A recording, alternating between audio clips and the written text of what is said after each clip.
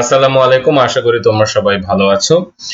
আজকে আমাদের start English from zero, এটা কিন্তু লেকচার 1। আচ্ছা দেখো, লেকচার 1 যেহেতু আমি এর আগের ভিডিওতে ইন্ট্রোডাকশনে তোমাদেরকে বলেছি যে আমি কি কি করব, কিভাবে কিভাবে করব। তো শুরুতেই যেহেতু স্টার্ট ফ্রম জিরো, তো মজার ব্যাপার হলো আমরা একেবারে এবিসিডি শিখি। আসলে না, আমরা আজকে এবিসিডি শিখবো না, আমরা একেবারে বেসিক একটা জিনিস থেকে শুরু করব বলে এবিসিডি গুলা তোমাদেরকে দেখালাম।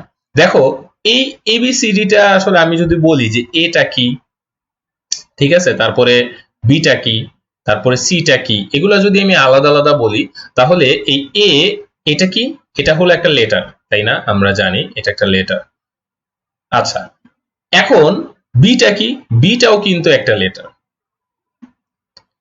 তাহলে আমি যদি বলি তাহলে অ্যালফাবেটটা কি, অ্যালফাবেট। আচ্ছা দেখো, ছোটবেলা থেকে এই জিনিসটা আমাদের অনেকের কনফিউশন আছে যে লেটার আর অ্যালফাবেট এই জিনিসটা আসলে পার্থক্যটা কি, লেটার কয়টা ইংরেজিতে, অ্যালফাবেট কয়টা। আসলে অনেকে বলে লেটার 26টা, অনেকে বলে অ্যালফাবেট 26টা।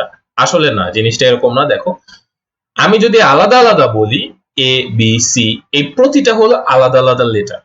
তাহলে অ্যালফাবেট কোনটা? অ্যালফাবেট হলো আমি যখন এই পুরা এ বি সি ডি থেকে এই পুরাটাকে একসাথে বলবো, এই একসাথেটাই হলো অ্যালফাবেট।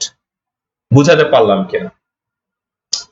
যদি আমি বাংলায় বলি, লেটার মানে হলো বর্ণ, আর অ্যালফাবেট মানে হলো বর্ণমালা। তা এবার বুঝলাম, তাহলে বর্ণ কয়টা, লেটার কয়টা, লেটার হলো 26টা। আর বর্ণমালা বা অ্যালফাবেট কয়টা, সেটা হলো একটা। ইংরেজিতে আসলে অ্যালফাবেট একটা। অনেকে বলে 26টা, কিন্তু আসলে না, এই সম্পূর্ণ জিনিসটাকে মিলে যেহেতু অ্যালফাবেট হয়, তাহলে অ্যালফাবেট হলো একটা আর লেটার হলো 26টা। আচ্ছা, আমরা এখন কি দেখলাম, আমরা কিন্তু লেটার দেখলাম এবং আমরা লেটার দেখে ফেলেছি, লেটারের পরে আমরা অ্যালফাবেটও দেখে ফেলেছি। এবার চলো এটার পরে আমরা দেখব কি, আমরা দেখব ওয়ার্ড। ওয়ার্ড জিনিসটা কি? আচ্ছা, এখন ওয়ার্ড জিনিসটা কি, দেখো, ওয়ার্ড, অ্যালফাবেট আর লেটার এগুলোর পরেই আসলে ওয়ার্ড আসে। ওয়ার্ড হলো আমি যদি দুইটা বা এর বেশি, দুইটা অথবা দুইটার বেশি, সেটা অনেকগুলা হইতে পারে, যদি লেটার যুক্ত করি এবং যদি মনের ভাব প্রকাশ করে, তাহলে সেটা ওয়ার্ড হয়। এটার মানে কি? দেখো, এটার মানে হলো আমি যদি বলি B A T, bat. Bat মানে আমরা জানি, আমরা ব্যাট মানে বাদুড়ও হয়, আবার ব্যাট মানে খেলার ব্যাটও হয়, ঠিক আছে? তো দেখো, বি একটা লেটার, এ একটা লেটার, টি একটা লেটার, মানে দুইটা বা এর চেয়ে বেশি আমার লেটার যুক্ত হয়েছে এবং আমার কিন্তু কি হইলো, আমার কিন্তু মনের ভাব প্রকাশ পাইলো। আবার আবার যদি আমি বলি বল, বল মানে আমরা জানি বল, তাহলে বি একটা লেটার, এ একটা লেটার, এল একটা লেটার, এল একটা লেটার, তাহলে আমি কি বললাম, দুই বা এর বেশি কি হলো, মানে লেটার যুক্ত হয়ে আমার কি মনের ভাব প্রকাশ করলো, তাই এটা ওয়ার্ড। তাহলে আমরা ওয়ার্ডও কিন্তু বুঝতে পারলাম। এখন এই ওয়ার্ডের পরে ফাইনাল যে জিনিসটা আসে সেটা হলো সেন্টেন্স, মানে বাক্য। তাহলে ওয়ার্ড হলো কি, শব্দ, আর সেন্টেন্স হলো বাক্য। এখন বাক্য জিনিসটা কি? বাক্যে একটা মজার ব্যাপার আছে, ঠিক একইভাবে দুই বা এর বেশি শব্দ যুক্ত হয়ে বাক্য হয়। যেমন আমি যদি বলি আই ইট রাইস, এটা একটা বাক্য। কারণ কি, আই ইট রাইস মানে হলো আমি ভাত খাই। দেখো, এখানে আই একটা লেটার, কি, ইট একটা ওয়ার্ড, আবার রাইস একটা ওয়ার্ড। তখন আমি ভাত খাই, এটা মিলে কি মনের ভাব প্রকাশ করলো বা সম্পূর্ণ অর্থ প্রকাশ করলো, তাই এটা একটা বাক্য।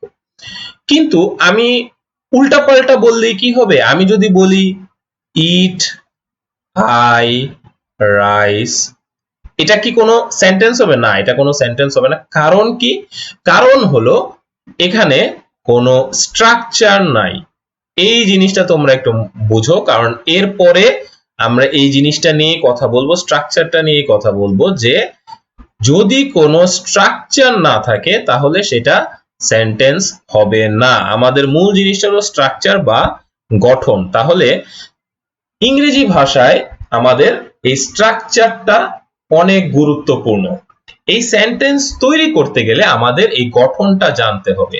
তাহলে দেখো, ইংরেজি ভাষা এটা আমার তৈরি ভাষা না, বা তোমার তৈরি ভাষা না, বা মানে আমরা যারা বাংলাদেশে ইংরেজি পড়াই তাদের কারো তৈরি ভাষা না। ইংরেজি ভাষাটা ইংরেজরা তৈরি করছে এবং এটা নির্দিষ্ট একটা গঠন আছে, সেই গঠনটা আমাদের মেনে চলতে হবে। তাই আমি উল্টাপাল্টা বসাম। আবার দেখো, আই হ্যাভ এ বল, এটার মানে কি? এটার মানে হলো আমার একটা বল আছে। আচ্ছা দেখো, আমি যদি এটা বলি have I ball a, have I ball a, তাহলে এটা কি কোনো মানে সেন্টেন্স হবে? না, এটা কোনো সেন্টেন্স হবে না। কারণ কি?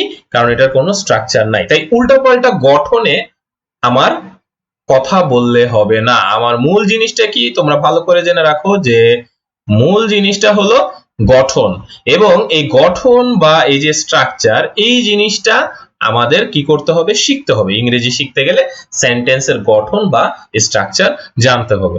তাহলে দেখো, আমরা কি করলাম আজকে? আমরা যে জিনিসটা জানলাম যে এই যে আমার সেন্টেন্স, এই যে লেটার, এই যে অ্যালফাবেট, এই যে ওয়ার্ড, আর এই যে সেন্টেন্স, এই জিনিসগুলা কখন কিভাবে এগুলা তৈরি হয়, এগুলা কিন্তু আমরা আজকে জানতে পারলাম।